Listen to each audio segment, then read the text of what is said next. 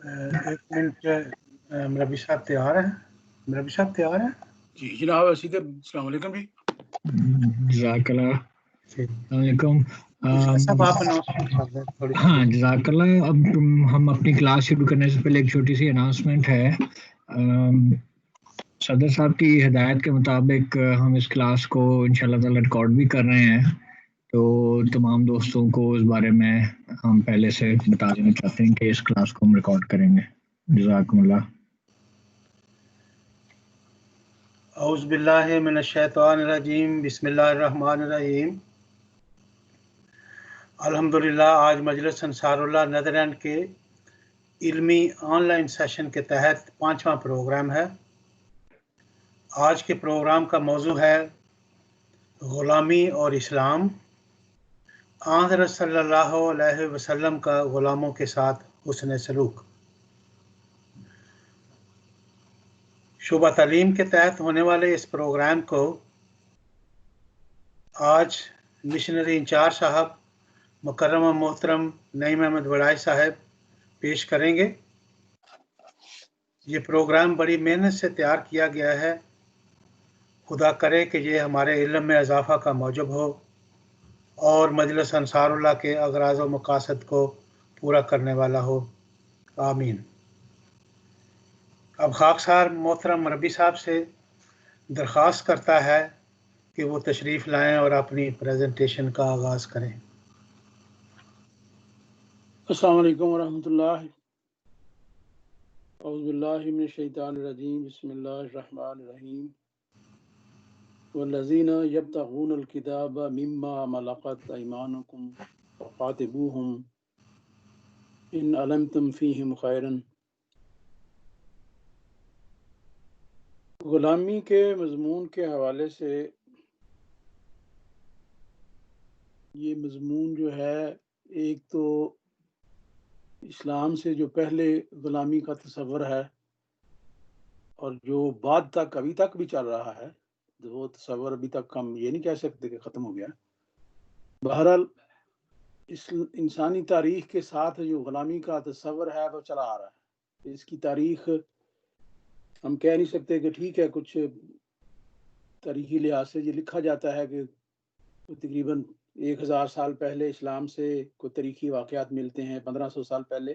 لیکن بہرحال جس طرح کا یہ تصور ہے، یہ غلامی کا تصور بہرحال جب سے انسان ہے اس وقت سے یہ ایک معاشرے کا حصہ رہا ہے. اور وقت کے ساتھ کبھی بہتر ہوا. انبیاء جن علاقوں میں آئے، انبیاء نے اس تصور کو بھی بہتر کرنے کی کوشش کی، کیونکہ غلاموں کے لیے منڈیاں لگتی تھیں. اور سب سے بڑی ایک جو معروف، ہر ایک کو ہم میں سے اس چیز کا علم ہے، حضرت یوسف علیہ السلام کے حوالے سے تو سب جانتے ہیں کہ وہ باقاعدہ ایک منڈی میں وہ فروخت ہوئے تھے. جب ان کے بھائیوں نے ان کو کنویں میں، یہ ایک لمبا واقعہ ہے بہرحال اختصار کے ساتھ، کہ وہ ایک باقاعدہ منڈی میں غلاموں کی منڈی لگتی تھی اور ان کی بولیاں لگتی تھی، قیمتیں لگتی تھی، اور اسی منڈی میں حضرت یوسف علیہ السلام بھی فروخت ہوئے تھے. تو یہ ایک بڑی واضح مثال ملتی ہے کہ یہ بہت پرانا ایک تصور ہے معاشرے کا غلامی کا. اور غلامی کا جو مفہوم سمجھا جاتا تھا اور یا سمجھا جاتا ہے ابھی کچھ ڈیولپ جو کلچر ہے، کہہ لیں معاشرہ ہے، اس میں کچھ بہتری آئی ہے ہر طرف. لیکن بہرحال غلام کا جو مفہوم ہے وہ یہ ایک ملکیت کے طور پر لیا جاتا ہے. ایک تو یہ ہے نا، جو چاہے کروا لیں، جو چاہے جو کام کروا لیں، خدمت کروا لیں. یہ بھی تھا کہ غلام کو اگر بیچنا چاہیں تو بیچ بھی سکتے ہیں قیمتاً، یعنی وہ ایک ملکیت اس لحاظ سے جیسے وہ ایک جائیداد ہے. اور وہ غلام باپ کے پاس ہیں اور وہی غلام آگے بیٹے کے پاس یا آگے پوتے، اسی طرح نسلاً در بعد نسلاً وہ آتے جاتے تھے. اور یہ تصور جو اسلام میں آ کے بہرحال اس میں جو بہتری آنے کے حوالے سے بہت ساری احادیث ہیں، یہاں تک کہ اس کی اہمیت کو ہم میں سے بہت کم جانتے ہیں کہ رسول پاک صلی اللہ علیہ وسلم کی آخری جو نصیحت تھی، یعنی اپنی وفات سے پہلے جو آخری نصیحت، آخری جو الفاظ تھے وہ یہ تھے کہ نماز اور غلاموں کے حوالے سے میری تعلیم کو نہیں بھولنا۔ اس بات سے اندازہ ہوتا ہے دیکھیں کہ اللہ کی عبادت اور عبادت کے ساتھ غلاموں یعنی اللہ کے بندوں کو اپنا غلام نہ بنائیں، وہ اللہ کے بندے ہیں، اللہ کے بندے رہنے دو۔ بہت ساری تفصیل کے ساتھ بعد میں حدیثیں آئیں گی، یہ بات میں نے اس لیے بیان کیا ہے کہ ہمیں اس مضمون کی اہمیت کو سمجھنا ہے کہ رسول پاک صلی اللہ علیہ وسلم نے کس حد تک اس کی طرف توجہ دلائی ہے، اور بے شمار حدیثیں بے شمار۔ اور اسلام سے پہلے کوئی تصور نہیں تھا کہ اگر ایک غلام آزاد ہونا چاہتا ہے تو وہ اس کو آزادی کی اس کو اس کا اجازت ہے۔ یہ اسلام نے آ کے ایک تو مثلا میں ساتھ ساتھ ہی اس بات کو مضمون کو میں بیان کرتا جاتا ہوں کہ ذہن میں جو سوال بھی اٹھتے ہیں کہ قرآن کریم میں بھی مما ملکت ایمانکم کا مضمون ہمیں ملتا ہے، اور جو داہنے ہاتھ سے جو تصور کیا جاتا ہے وہ یہی ہے کہ جو کسی کے ملکیت میں کوئی چیز آ جائے۔ دائیں ہاتھ سے مراد یہی معنی ہے عربی لحاظ سے، عربی لغت میں اس کو جب ملکت ایمانکم کا فکرہ بولا جاتا ہے، مسئلہ یہی مطلب سمجھا جاتا ہے سمجھنے والا کہ وہ ٹوٹلی اس کی ملکیت میں ہے، وہ جس طرح چاہے اس کو استعمال کرے۔ تو اس لحاظ سے اسلام میں جو میں نے ابھی قرآن کریم کی ایک آیت سورہ نور کی تلاوت کی ہے، اس میں بہت ہی واضح رنگ میں اللہ تعالیٰ نے یہ حکمن کہا ہے کہ تم میں سے جو یعنی اس حالت میں یعنی غلامی کی حالت میں ہوں ان کے ساتھ مقاتبت کرو۔ یہ مقاتبت کا جو ایک مضمون ہے بہت وسیع مضمون ہے اسلام میں، اس سے پہلے اور کسی مذہب میں یا کسی اور ملکی قانون میں بھی اس کا کوئی تصور نہیں تھا کہ ایک قیدی اس کا مضمون کو ایک وسیع کر کے قیدیوں کے ساتھ بھی جوڑا جاتا ہے جو جنگوں میں قیدی ہوتے ہیں، کیونکہ اسلام سے پہلے یا اسلام کے بعد تک بھی یہ تصور تھا۔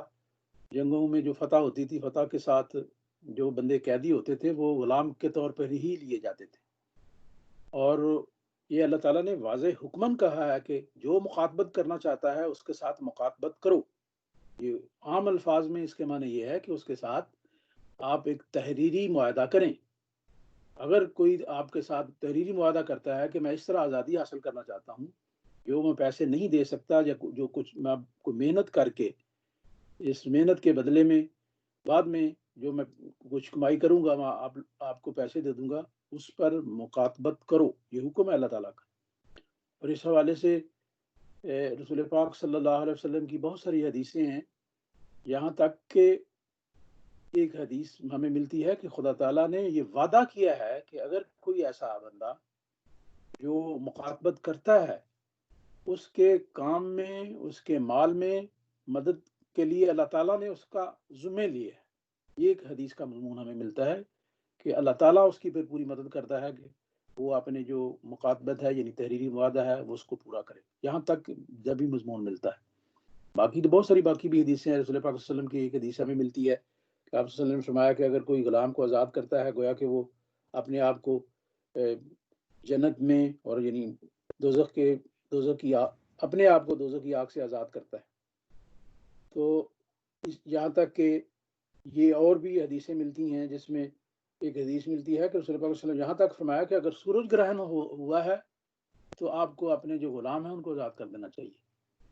یعنی اسلام کی تعلیم کو اگر ہم دیکھتے ہیں تو مختلف موقعوں پر جب بھی کوئی ایسا موقع آیا ہے اس موقع پر رسول پاک صلی اللہ علیہ وسلم نے غلاموں کو آزاد کرنے کے حوالے سے یہ نصیحت فرمائی ہے۔ اور یہاں تک کہ اگر ہم قرآن کریم کو دیکھیں تو قرآن کریم میں دیکھیں اگر کوئی قسم کھاتا ہے، اگر کوئی اس قسم کو پورا نہیں کر سکتا اور اس کے بدلے میں بھی اللہ تعالیٰ نے یہ کہا کہ ایک غلام کو آزاد کر دو۔ اگر کسی کے پاس غلام ہے، اگر غلام نہیں ہے تو وہ قسم کی دوسری بھی ہے وجوہات جس کی وجہ سے قسم کا پورا کرنا اللہ میاں نے فرمایا کہ وہ روزے رکھ سکتا ہے، لیکن بہرحال اس میں اگر کوئی قسم کھاتا ہے اس کو پوری نہیں کر سکتا، اگر اس کے پاس غلام ہے پہلے یہ ہے کہ غلام آزاد کر دے۔ اسی طرح ایک اور مثلا جو اظہار کا مضمون ہے، تھوڑا تھوڑا یہ مضمون میں اظہار کا مضمون قرآن کریم میں ملتا ہے۔ اظہار سے مراد ہے کہ اگر کوئی اپنی بیوی کو ماں کہہ لیتا ہے غلطی سے تو وہ بھی غلام کو آزاد کر دے، اس کے پاس اگر غلام ہے۔ دوسری بھی شکل جیسے میں نے کہا اس میں بھی پہلے میں بھی ہے، اگر غلام نہیں ہے تو وہ قسم نہیں پوری کی تو اس نے، چلو ساتھ ساتھ یہ بھی میں تھوڑی سی وضاحت کرتا جاؤں پھر سوال نہ اٹھے کسی کے ذہن میں۔ اگر کسی نے قسم کھائی ہے وہ قسم پوری نہیں کر سکتا، غلام ہے تو غلام آزاد کرے، نہیں تو 3 روزے رکھے، وہ بھی نہیں رکھ سکتا تو پھر 10 مسکینوں کو کھانا کھلا دے۔ اسی طرح یہ سورہ مجادلہ، وہ سورہ مائدہ میں مضمون ملتا ہے، یہ سورہ مجادلہ میں ملتا ہے کہ اگر کسی نے غلطی سے اپنی بیوی کو ماں کہہ دیا ہے تو اس کے لیے ہے کہ اگر اس کے پاس غلام ہے وہ غلام کو آزاد کرے، نہیں کر سکتا تو 2 ماہ کے روزے رکھے، وہ بھی نہیں کر سکتا تو پھر 60 مسکینوں کو کھانا کھلائے۔ اسی طرح سورہ نساء میں یہ ذکر ملتا ہے کہ اگر کوئی غلطی سے کسی مومن کو قتل کر دیتا ہے غلطی سے، اس کے لیے ضروری ہے کہ اس کے پاس اگر غلام ہے تو وہ غلام آزاد کر دے، غلام نہیں ہے تو 2 ماہ کے روزے رکھے، وہ نہیں رکھ سکتے تو پھر 60 مسکینوں کو کھانا کھلائے۔ اسی طرح سورہ نساء میں ہی یہی مضمون ملتا ہے کہ اگر کسی دوسری قوم کے ساتھ آپ کا معاہدہ ہے کہ جنگ نہیں کرنی لیکن اس کو بندہ آپ سے قتل ہو جاتا ہے، اس کے لیے بھی ہے کہ غلام آزاد کرے یا دوسرا 2 مہینے کے روزے رکھے یا 60 مسکین کو کھانا کھلائے۔ یہ دیکھیں نا قرآن کریم میں یہ جہاں بھی کوئی ایسا کفارہ ہے، کفارے کے طور پر بھی غلام کو آزاد کرنے کی تعلیم دی ہے۔ تو اس لیے حدیثوں میں یہ ہمیں مضمون ملتا ہے کہ رسول پاک صلی اللہ علیہ وسلم کے پاس جب کسی کی شکایت آئی کہ فلاں صحابی نے اپنے غلام کو مارا ہے تو آپ صلی اللہ علیہ وسلم کہ آپ کی سزا یہ ہے کہ آپ اس کو آزاد کر دیں۔ یہ ایک نہیں 2-3 روایتوں میں ہمیں یہ مضمون ملتا ہے کہ رسول پاک صلی اللہ علیہ وسلم نے صرف کسی صحابی کے اپنے غلام کو مارنے کی وجہ سے یہ ارشاد فرمایا کہ اپنے غلام کو آزاد کر دو۔ تو اسی طرح اور اتنی پیاری تعلیم ملتی ہے کہ ہاں حضور صلی اللہ علیہ وسلم نے یہ فرمایا کہ اپنے غلام کو مطلب اپنے جو ہے اس کو غلام نہ کہو، نہ لونڈی کہو، بلکہ یہ لڑکا کہہ کے پکارو یا لڑکی کہہ کے پکارا کرو۔ غلام کہہ کے عبدی کا لفظ مثلا جو عربی میں لفظ ہے وہ عبدی ہے، آپ صلی اللہ علیہ وسلم نے منع فرمایا کہ عبدی کہہ کے، اگر تو آپ لوگوں کا کوئی ہے تو اس کو عبدی نہیں کہنا کہ لڑکا کہہ کے یا لڑکی کہہ کے پکارنا ہے، تو اس کی عزت نفس کا اتنا آپ نے خیال رکھا ہے۔ تو اسی طرح ایک اور روایت بھی ملتی ہے کہ اگر صلی اللہ علیہ وسلم کے پاس ایک اعرابی آیا اور اس نے سوال کیا کہ میں کیا کروں میں جنت میں چلا جاؤں، تو آپ صلی اللہ علیہ وسلم نے فرمایا کہ سوال تو اب تیرا بہت چھوٹا ہے لیکن بہت بڑا سوال ہے، لیکن جو آپ کے لیے آپ صلی اللہ علیہ وسلم نے فرمایا کہ جاؤ غلام ہے تو اس کو آزاد کر دو، اگر آپ کے پاس غلام نہیں ہے تو جاؤ کوشش کرو کسی کے ساتھ مل کے کسی غلام کو آزاد کر دو، تم جنت میں چلے جاؤ گے۔ کیونکہ دوسری روایت میں یہ بھی مضمون ہمیں ملتا ہے کہ رسول پاک صلی اللہ علیہ وسلم نے یہ فرمایا ہے کہ اگر کیونکہ یہ جنگوں کی حالت میں اگر کوئی جنگ کے بعد کو آپ کے پاس یعنی وہ قیدی ہو گیا تھے تو وہ غلام تصور ہوتے تھے، آپ صلی اللہ علیہ وسلم نے یہاں تک فرمایا کہ اگر کوئی اس شکل میں آپ کا کوئی رشتہ دار قیدی ہو کے آپ کے پاس غلام بن کے آتا ہے تو وہ آزاد تصور ہوگا۔ یہاں تک آپ نے یہ اس کا عزت نفس کا خیال رکھا ہے۔ اور اسی طرح آپ صلی اللہ علیہ وسلم کی ایک اور اس طرح کی روایت ہے کہ اگر کسی مثلا لونڈی کے حوالے سے بھی یہ ملتا ہے کہ لونڈی سے آپ صلی اللہ علیہ وسلم نے فرمایا کہ اگر کسی کا رشتہ ہو جاتا ہے یعنی ازدواجی تعلق ہو جاتا ہے تو وہ گویا آزاد ہو جاتی ہے۔ اس کی تھوڑی سی میں وضاحت کر دوں کیونکہ یہ آج کے دور میں سب سے بڑا سوال ہے جو عام طور پر مخالفین بھی کرتے ہیں، مخالفین تو کیا اپنے بھی بندے یہ سوال بہت کرتے ہیں، ابھی کیا بتا ہے بار بار مثلا قرآن کریم میں تقریباً 15 جو میں نے دیکھا ہے کہ 15 جگہ پر یعنی یہ لونڈی کے حوالے سے ہمیں مضمون ملتا ہے، اور اس میں سورہ نساء میں، سورہ نور اور سورہ احزاب میں سب سے یعنی 4 بار ہے، باقی پھر سورہ نمل میں، سورہ مومنون میں، روم میں ملتا ہے، یعنی کہ 15 بار لونڈی کے حوالے سے ہمیں جو مضمون ملتا ہے وہ یہ ہے. اور یہ سوال اٹھتا ہے کہ ٹھیک ہے غلام کی آزادی کے حوالے سے اسلام میں چند میں نے حدیث بیان کی ہیں، میں سمجھتا ہوں کہ چلو یہ مضمون کی سمجھ آ گیا ہوگا. لونڈی کے حوالے سے جو ایک سوال ہے یہ بہرحال ذہنوں میں ضرور اٹھتا ہے. لونڈی کے حوالے سے جو سورہ نساء میں ہمیں مضمون ملتا ہے کہ 1 سے یا 2 سے یا 3 سے یا 4 عورتوں سے تم نکاح کرو، اور یہ مضمون ملتا ہے کہ اگر آپ انصاف نہیں کر سکتے تو پھر واحدہ یعنی ایک ہی نکاح کرو. اللہ آگے مضمون ملتا ہے کہ سوائے اس کے کہ جو آپ کے دانے ہاتھ یعنی کہ مالک ہوئے. اور اس میں جو نقطہ حضرت مسلم موعود رضی اللہ تعالیٰ عنہ بیان فرمایا ہے کہ جہاں کیونکہ اگر ایک کوئی لونڈی ہے، لونڈی کے ساتھ اگر آپ کے گھر میں ہے تو اس کے ساتھ نکاح کرو. نکاح نہیں کرو گے تو زیادہ امکان ہے کہ اس کے ساتھ نا انصافی ہو. اب نکاح کر لو گے تو کچھ انصاف کا کچھ ذریعہ تو بنے گا کہ آپ کی وہ باقاعدہ بیوی ہے. اگر بغیر بیوی کے لونڈی ہے تو اس کے ساتھ نا انصافی کا زیادہ امکان ہے. تو اس کے لیے وہ اس کی اس بات کی گنجائش اس لیے اللہ میاں نے دی ہے کہ آپ اس کے ساتھ نکاح کر لیں گے. تو کیونکہ جیسے ابھی میں نے ایک حدیث کا ذکر کیا ہے کہ اگر وہ لونڈی جب وہ اس کے عام بچے کی پیدائش ہوگی تو وہ تو آلریڈی وہ آزاد ہو جائے گی، وہ آپ کے بچے کی ماں بن جائے گی. تو اس لیے ایسا کوئی تصور نہیں ہے، کیونکہ قرآن کریم میں دوسری جگہ پہ ایک بہت ہی واضح اس مضمون کو کوئی پڑھتا نہیں، وہ صرف انہی چیزوں کو دیکھتا ہے. جیسے ابھی میں نے ذکر کیا ہے کہ 15 جگہوں پر اس کا مضمون ہمیں ملتا ہے. تو ویسے تو وہ اسلام میں اس طرح لونڈی بغیر نکاح کے رکھنا جائز نہیں، کیونکہ رسول پاک صلی اللہ علیہ وسلم کی خدمت میں ایک ازواج مطہرہ حضرت ماریہ رضی اللہ تعالی عنہ جو بادشاہ مصر کی کو مثل بادشاہت یعنی بادشاہ کی نسل سے تھیں، بادشاہ کی بیٹی تھیں، وہ ایک جنگ کے بعد بطور ایک لونڈی کے آپ کو یعنی پہلے یہ ایک الگ مضمون ہے. بہرحال ایک سار کے ساتھ میں بیان کر رہا ہوں کہ پہلے وہ کسی اور صحابی ایک صحابہ کے ساتھ کی طرف ان کا برا نکلا کہ وہ ان کو ملیں، لیکن بہرحال پھر صحابہ نے آپس میں یہی آپ کہا کہ کیونکہ یہ بادشاہ کی بیٹی ہے تو یہی مناسب ہے کہ رسول پاک صلی اللہ علیہ وسلم کی خدمت میں پیش کی جائے. بہرحال یہ تاریخ سے ثابت ہے کہ رسول پاک صلی اللہ علیہ وسلم نے باقاعدہ حضرت ماریہ رضی اللہ تعالیٰ عنہ کے ساتھ نکاح کیا تھا. نکاح کے بغیر آپ نے ان کو نہیں رکھا تھا. تو اس لیے ایک ہی یہ مثال ہمارے لیے کافی ہے کہ رسول پاک صلی اللہ علیہ وسلم نے جب بے شک وہ ایک بادشاہ کی بیٹی تھی لیکن آئی تو بہرحال وہ لونڈی بن کے تھی. لونڈی نہیں، باقاعدہ ازواج مطہرات کا ان کو پورا درجہ اور پورا احترام اور پورا اسلام میں ان کو ملتا ہے. جس سے بڑھ کے اور کوئی مثال نہیں ہے. کیونکہ یہ جو مضمون ہے جس کا بھی میں ذکر کر رہا ہوں، یہ سورہ محمد میں بڑی وضاحت کے ساتھ اللہ تعالیٰ نے اس کو اس طرح بیان فرمایا، اعوذ باللہ من الشیطان الرجیم، وَإِذَا لَقِيتُمُ الَّذِينَ كَفَرُوا وَضَرْبَ الرِّقَابِ حَتَّى إِذَا أَثْخَنْتُمُوهُمْ فَشَدُّوا الْوَثَاقَ فَإِمَّا مَنًّا بَعْدُ وَإِمَّا فِدَاءً حَتَّى تَضَعَ الْحَرْبُ أَوْزَارَهَا. یہ مضمون ملتا ہے کہ جب تک تم کفار کے ساتھ تمہاری جنگ نہ ہو تو ایک تو ان کو قیدی نہیں بنانا، اور دوسرا ایک اور روایت میں ایک اور جگہ پہ اللہ تعالیٰ نے یہ مضمون اس طرح بیان فرمایا ہے کہ ان جو اگر یہ سورہ نساء میں آتا ہے کہ جو اگر آپ کے پاس کوئی لونڈیاں بن کے آتی ہیں تو ان کو آپ فحشاء پر یعنی بدفعلی پر مجبور نہ کرو.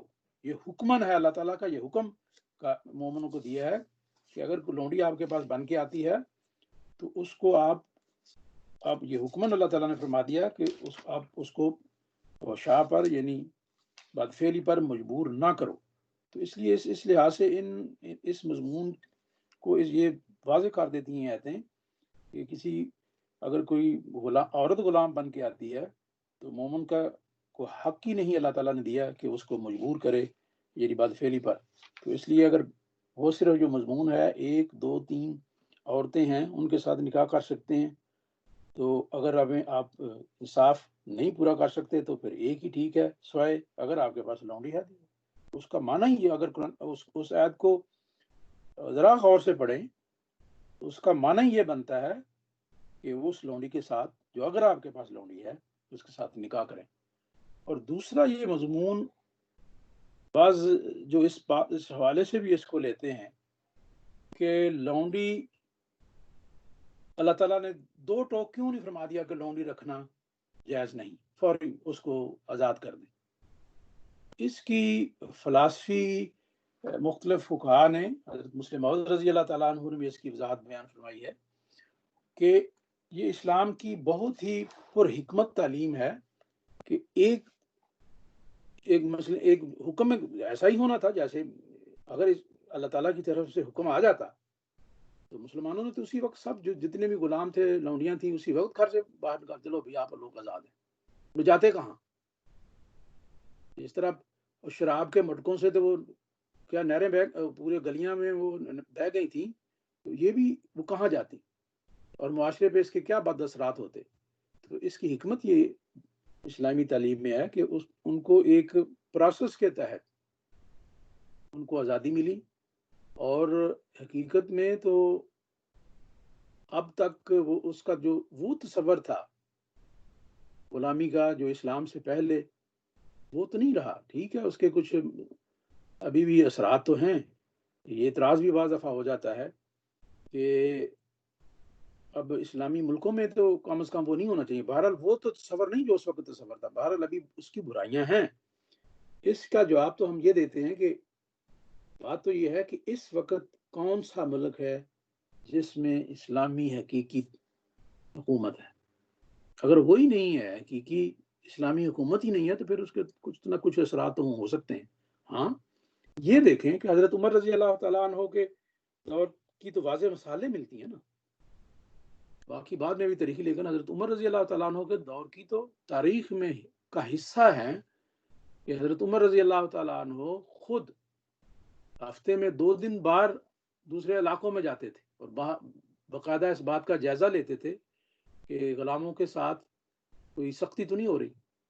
اگر کوئی سختی کر رہا ہوتا تھا، یعنی سخت کوئی کام لے رہا ہوتا تھا، تو آپ اس کے ساتھ حکماً اس کو حکم دیتے تھے کہ آپ اپنے جو خدمت گزار ہیں ان کے ساتھ اس طرح سختی نہ کریں، ان سے نرمی کا سلوک کریں. اور اسی طرح روایت میں آتا ہے کہ حضرت انس رضی اللہ تعالیٰ عنہ ایک بڑے معروف صحابی، حضرت رسول پاک صلی اللہ علیہ وسلم کی بڑی لمبی خدمت کرنے والے ایک صحابی تھے. حضرت عمر رضی اللہ تعالیٰ عنہ کے دور میں شکایت آئی ان کے حضرت عمر رضی اللہ تعالیٰ عنہ کے پاس کہ حضرت انس رضی اللہ تعالیٰ عنہ کے جو غلام ہیں وہ مقاتبت، ابھی جو پہلے ذکر ہوا ہے، مقاتبت کا مطلب تحریری ایک معاہدہ ہو. اگر غلام آزاد ہونا چاہتا ہے کہ کس طرح اس نے آزاد ہونا ہے، تو وہ مقاتبت کرنا چاہتا ہے، لیکن حضرت انس رضی اللہ تعالیٰ عنہ نہیں اس کے ساتھ مقاتبت کرنا چاہتے. تو جو روایت ہے اس کا مضمون اس طرح سمجھ آتا ہے کہ یہ استغفر اللہ یہ نہیں تھا کہ حضرت انس رضی اللہ تعالیٰ عنہ کوئی اپنے غلام پر کوئی زیادتی کرتے تھے.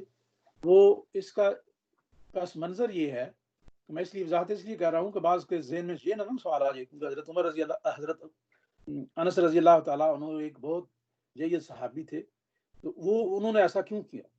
وہ یہ اس کا پس منظر یہ ہے کہ حضرت انس رضی اللہ تعالیٰ عنہ کیونکہ ظاہر اس بڑھاپے کی عمر میں ان کو ایک خدمت گزار کی ضرورت تھی، اور وہ چاہتے تھے کہ وہ جو غلام ہے ان کی خدمت گزاری کرتا رہے. تو اس لیے وہ اپنے غلام کو آزاد نہیں کرنا چاہتے. لیکن حضرت عمر رضی اللہ تعالیٰ عنہ نے کہا کہ جو قرآن کا حکم ہے اور رسول پاک صلی اللہ علیہ وسلم نے اس پر بہت پابندی کے ساتھ ارشاد فرمایا ہے. بعض روایتوں میں تو یہ آتا ہے کہ حضرت عمر رضی اللہ تعالیٰ عنہ نے باقاعدہ اس کی حضرت انس رضی اللہ تعالیٰ عنہ کو سزا بھی دی ہے. یہ روایتوں میں بھی ملتا ہے اس بات پر کہ آپ نے قرآن اور جو رسول پاک صلی اللہ علیہ وسلم کا ارشاد ہے اس پر آپ نے عمل کیوں نہیں کیا. سزا بھی دی ہے، پھر اس غلام کو مقاتبت کا یعنی تحریری معاہدے کا آزاد ہونے کا اس کو حق بھی دلوایا. تو اس سے بڑھ کر اسلامی اور تو ہم کوئی مثال نہیں دے سکتے. اب ویسا ہی دور اب آئے گا تو ہم کہتے ہیں کہ ویسا ہی دور پھر آئے گا کہ ویسا کوئی اسلامی حکومت میں ایسا کبھی نہیں ہوگا، کیونکہ اسلامی ایک شریعت کا یہ حصہ بن جائے گا جب. ہاں البتہ یہ ضرور ہے کہ ایک غلام کا جو تصور تھا، یعنی جنگی قیدی ہونے کے بعد اور جو ایک ابھی بھی ظلم ہیں، اس میں تو کسی قسم کا کوئی شک نہیں، جو جنگی قیدی ہوتے ہیں تو، لیکن اسلام میں قرآن کریم میں اس کا ہمیں مضمون ملتا ہے کہ آپ 3 طریقے سے اس کو، آپ جو اس طرح کا جنگی قیدی ہے 3 طریقے سے اس کو آپ آزاد کر سکتے ہیں۔ پریفر تو یہی کیا اللہ میاں نے کہ بطور احسان کے کسی کو آزاد کر دو۔ دوسرا آپ نے یہ کہا قرآن کریم نے اس بات کا، اور اسلامی تعلیم یہ ہمیں سبق دیتی ہے کہ اگر آپ بطور فدیے کے اس میں سے کوئی پیسے لے کے جو بھی ہے وہ لے کے اس کو آزاد کر دو۔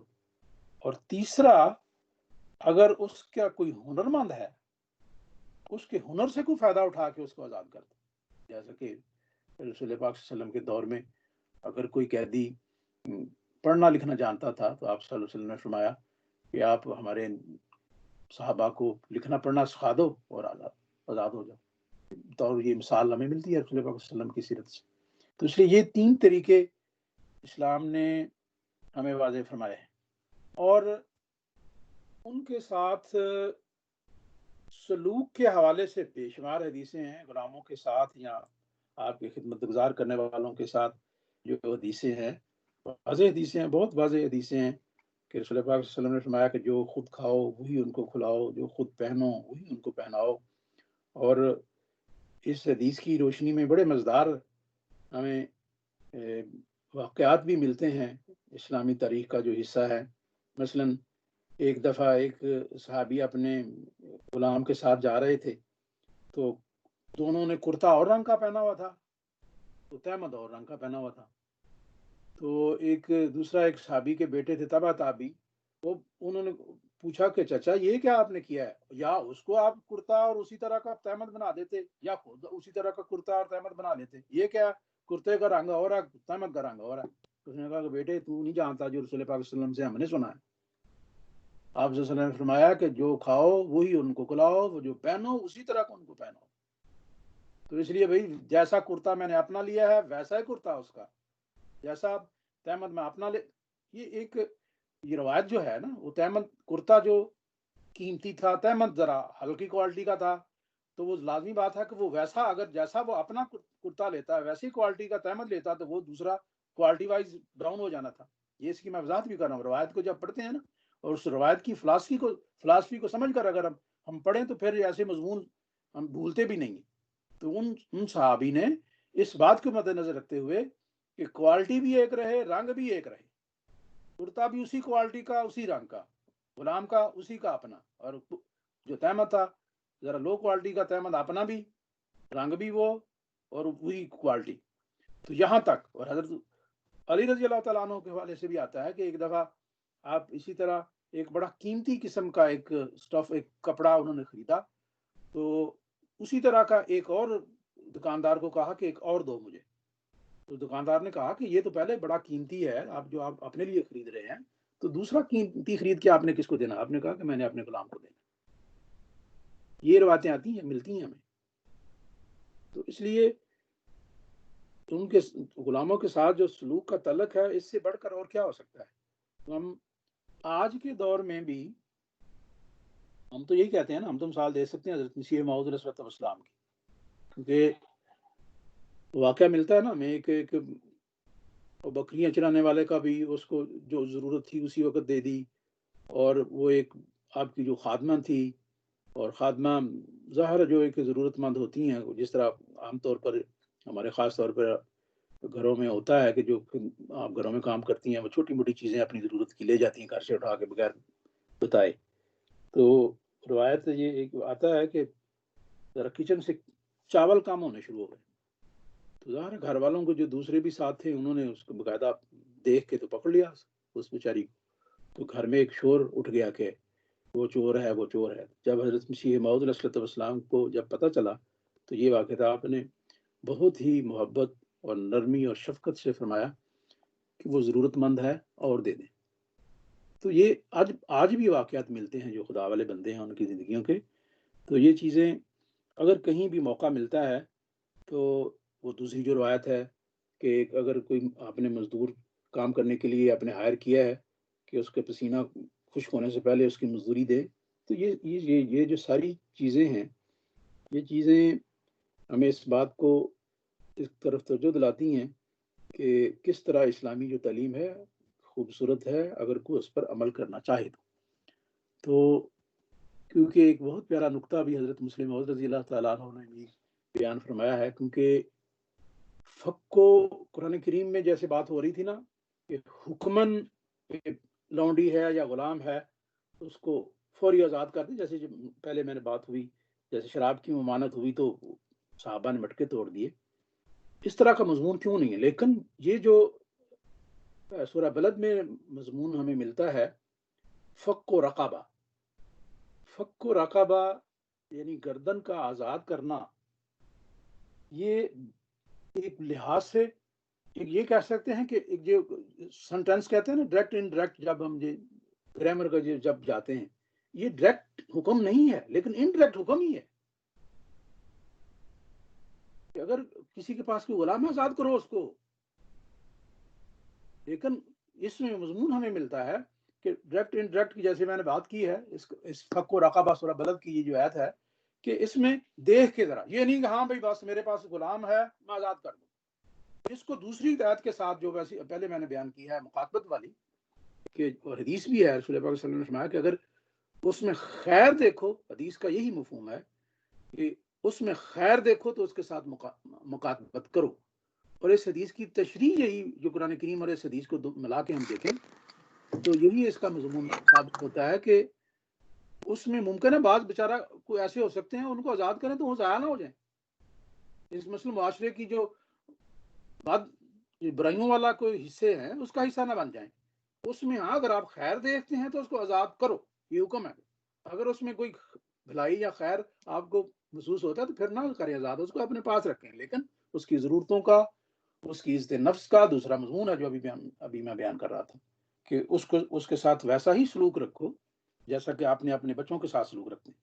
اور یہ پھر ایک ایسی بھی روایت آتی ہے یہاں تک ان کی عزت نفس کا خیال ہے کہ ایک دفعہ حضرت بلال رضی اللہ تعالیٰ عنہ، خباب رضی اللہ تعالیٰ عنہ، دوسرے اور جو صحابی تھے جو پہلے غلام تھے وہ بیٹھے تھے تو وہاں سے حضرت ابو سفیان کا گزر ہوا تو حضرت بلال رضی اللہ تعالیٰ عنہ ظاہر ذرا انہوں نے آواز کسی کہ بھئی یہ مشرک ہے جو بچ گیا ہے، ہماری تلوار سے جو بچ گیا ہے. تو آواز حضرت ابو سفیان تک بھی پہنچ گئی تھی. لیکن حضرت ابو بکر صدیق رضی اللہ تعالیٰ عنہ وہاں سے گزر رہے تھے، انہوں نے یہ سن لیا. تو حضرت ابو بکر صدیق رضی اللہ تعالیٰ عنہ نے یہ اس وقت کی بات کی جب ابو سفیان رضی اللہ تعالیٰ عنہ مسلمان ہو چکے تھے، یعنی فتح مکہ کے بعد کا واقعہ. حضرت ابو بکر صدیق رضی اللہ تعالیٰ عنہ نے ذرا ان کو کہا کہ اے بلال، آپ لوگوں کو پتہ نہیں کہ وہ ایک قوم کا سردار ہے اور ایک قوم کے سردار کے متعلق آپ ایسے باتیں نہ کریں. تو حضرت ابو بکر صدیق رضی اللہ تعالیٰ عنہ نے اس کا ذکر رسول پاک صلی اللہ علیہ وسلم کی خدمت میں کیا کہ یہ ہے، اس طرح ہوا ہے. تو آپ صلی اللہ علیہ وسلم نے فرمایا کہ جاؤ کہیں آپ نے بلال کا اور اس کے ساتھیوں کا اس سے دل تو نہیں دکھا. حضرت ابو بکر صدیق رضی اللہ تعالیٰ عنہ فوراً واپس ان کے پاس آئے اور حضرت بلال رضی اللہ تعالیٰ عنہ سے کہا کہ یہ اس طرح. حضرت بلال رضی اللہ تعالیٰ عنہ نے آگے سے مسکرا کے فرمایا اے ابو بکر نہیں، ہمارا دل نہیں دکھا. تو حضرت ابو بکر صدیق رضی اللہ تعالیٰ عنہ نے دوبارہ واپس جا کے آپ صلی اللہ علیہ وسلم کی خدمت میں یہ رپورٹ پیش کی کہ یہ واقع اس طرح ہوا. وہ انہوں نے اتنا برا محسوس نہیں کیا. حضرت رسول پاک صلی اللہ علیہ وسلم کس طرح ان کے یعنی کس طرح خیال تھا کہ ان کی کہیں دل آزاری تو نہیں ہوئی. اور اسی طرح جب حضرت زید رضی اللہ تعالیٰ عنہ کے بیٹے اسامہ کو امیر مقرر کیا رسول پاک صلی اللہ علیہ وسلم نے، لیکن رسول پاک صلی اللہ علیہ وسلم نے کی وفات ہو گئی، وہ وفد بھیجا نہ جا سکا. اور جب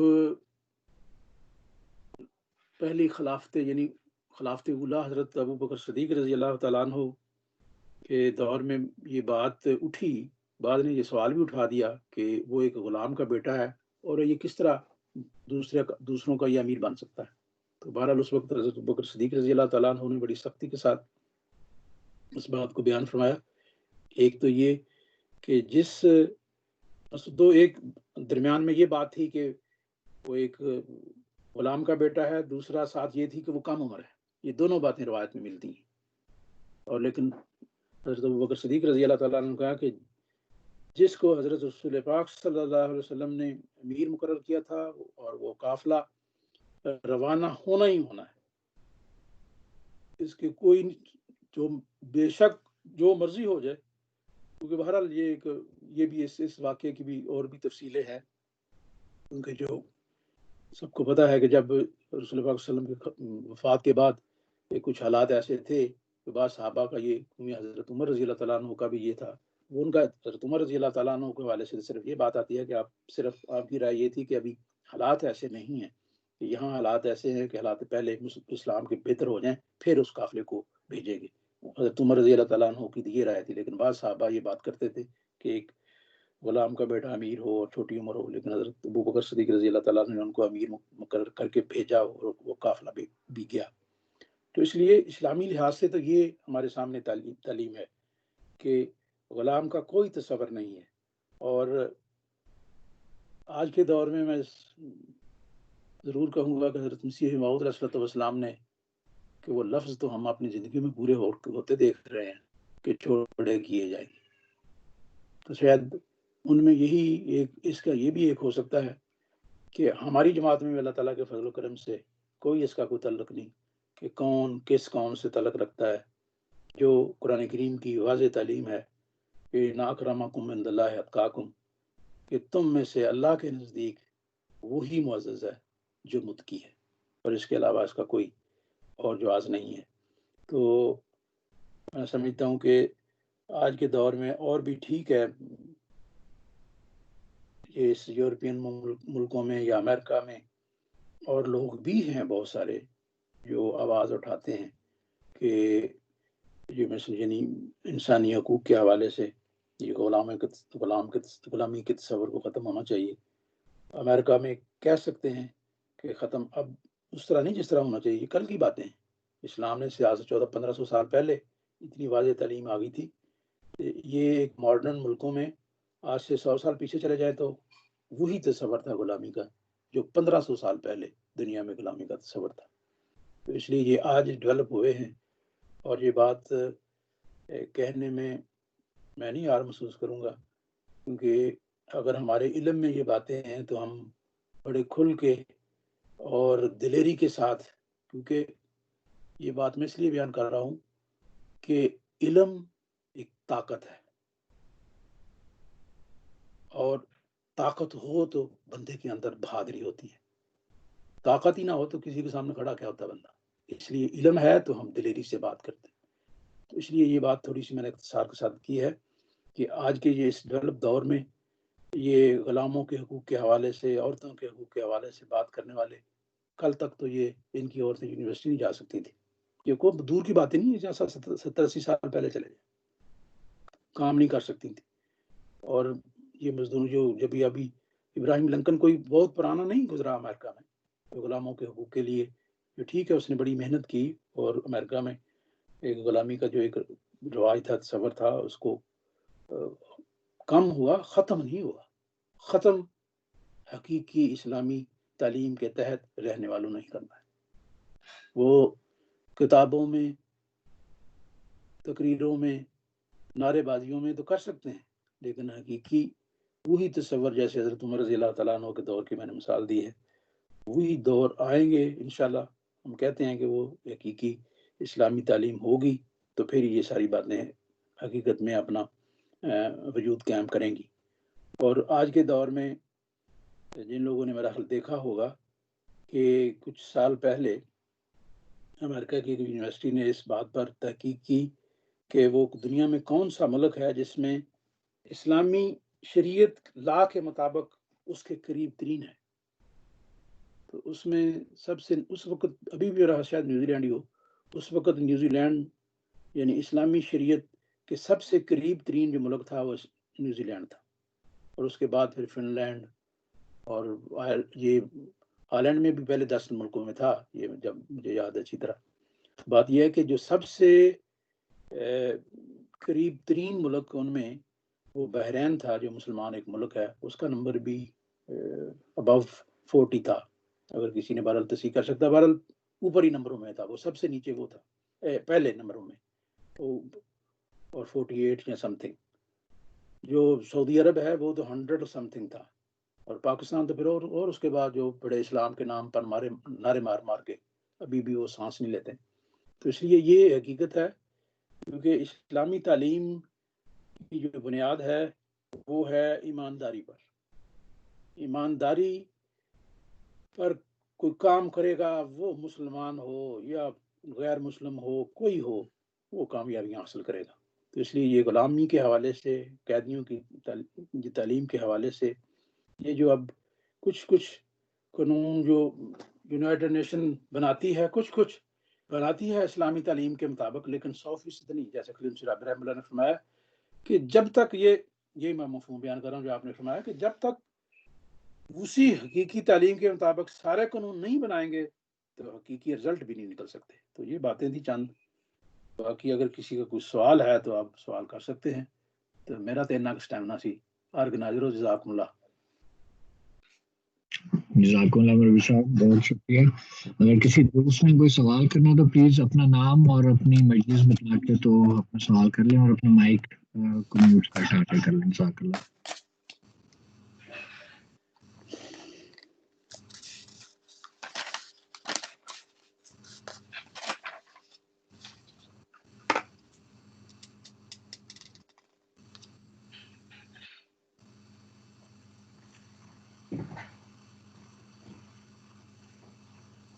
کسی دوست کا اگر کوئی سوال ہے تو وہ آپ کر سکتے ہیں، ابھی آپ کے پاس تھوڑا وقت ہے. السلام علیکم ورحمۃ اللہ. وعلیکم السلام السلام. علیکم. میں مرزا مغفور احمد امسٹرڈم سے دوست.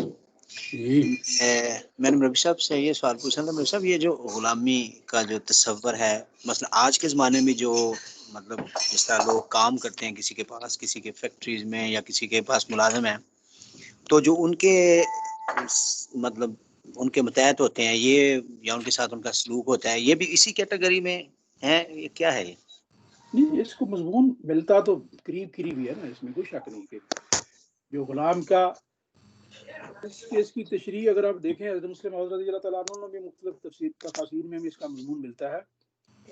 ایک لحاظ سے جو وقت کوئی بھی کام کرتا ہے، مثلا 8 گھنٹہ کا وقت آپ نے دیا ہے، وہاں 8 گھنٹے تو آپ ان کے اسی زمرے میں آتے ہیں نا. جو بھی آپ کا مالک ہے، جس طرح آپ کو کہتا ہے اس طرح کام آپ لوگوں کو کرنا پڑتا ہے، کرتے ہیں وہ کام. لیکن ٹوٹلی تو آپ کا، کیونکہ وہ جو مخاطبت والے مضمون ہے نا، یہ مخاطبت والا مضمون اسلام سے پہلے کسی مذہب میں، کسی قاعدہ کلیہ میں نہیں ہے. یہ سب سے پہلے اسلام نے پیش کیا. تو وہ آپ کی مخاطبت ہے نا، آپ نے کچھ شرائط کے ساتھ کام شروع کیا ہے. شرائط سے تو باہر کوئی نہیں جا سکتا. اس لیے جو شرائط آپ نے طے کی ہیں، ان شرائط کے تحت پھر ایمانداری کے ساتھ، یہ ایمانداری کا ثبوت ہے کہ پھر جو آپ نے مخاطبت کی ہے، جو تحریری معاہدہ کیا ہے اپنے کام کا، ایمانداری کا یہ ہے کہ آپ وہ پورا کریں. اگر نہیں کریں گے تو وہ آپ اس زمرے میں آئیں گے جو جھوٹ ہے، جو اس کا دوسرا مضمون شروع ہو جاتا ہے، دیانتی یا بے ایمانی، وہ سارا مضمون اس میں چلا جاتا ہے. دیانتداری کے ساتھ جو مخاطبت ہوئی ہے، جو شرائط طے ہے، نہیں پہلے نہ کریں پھر ان پر سائن اگر آپ کو مشکل لگتی ہیں تو یہ مضمون اٹھتا ہے. میں اس لیے اچھا کیا آپ نے سوال کر دیا. بعض دفعہ یہ سوال ادھر کرتے ہیں، نہیں جی وہ کرتے ہیں، کام زیادہ لیتے ہیں، پھر یہ کرتے ہیں. جب آپ پہلے اچھی طرح ہوش سے اس پر سائن کریں، اگر آپ اس کے نہیں اگری تو نہ سائن کریں.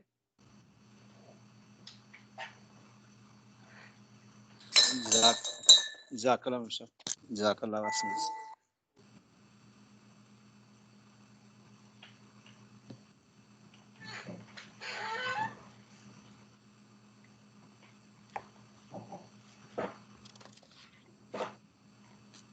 چلے جی، کوئی سوال نہیں ہے تو پھر جزاکم اللہ.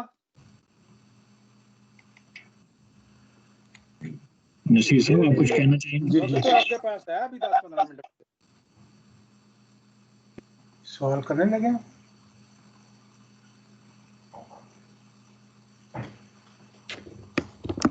نہیں، ابھی سوال تو کوئی نہیں آ رہا. اچھا ٹھیک ہے، کہہ لیتے ہیں، کوئی ضروری نہیں کہ ٹھیک ہے. کیا آپ انتظار کر رہے ہوں گے؟ ٹھیک ہے، آپ ختم ہی کریں. ہاں جی، نہیں اب ختم ہی کرنا ہے. اگر کوئی سوال نہیں ہے تو پھر ہم ایسے پروگرام کو جو ہے اس ختم کرنے سے پہلے خاک صاحب کا بہت بہت شکریہ اللہ محترم مربی صاحب.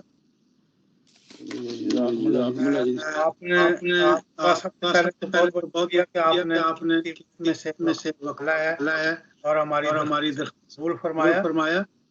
آپ نے آج اس مضمون کی افادیت کو بڑے اچھے انداز میں بیان فرمایا ہے. یہ وہ موضوع ہے جو کہ بہت سننے کو ملتا ہے. بہت ہی تھا.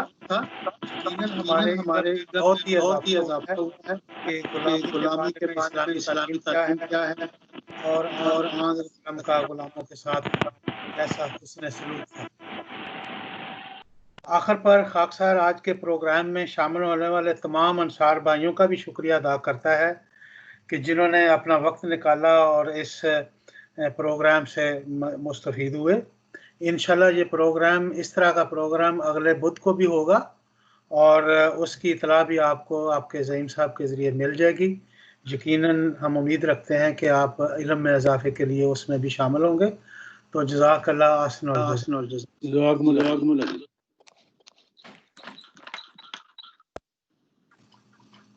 یا رب صلی علی نبیک دائما فی هذه الدنیا وباسم ثانی واللہ ان محمدا کردافت وبه الوصول بسدة السلطان. ہاں محمد ہی کا رتبہ ہے بلند بعد از خدا. آپ کے ذریعے سے ہی ہوتا ہے وصل کبریا.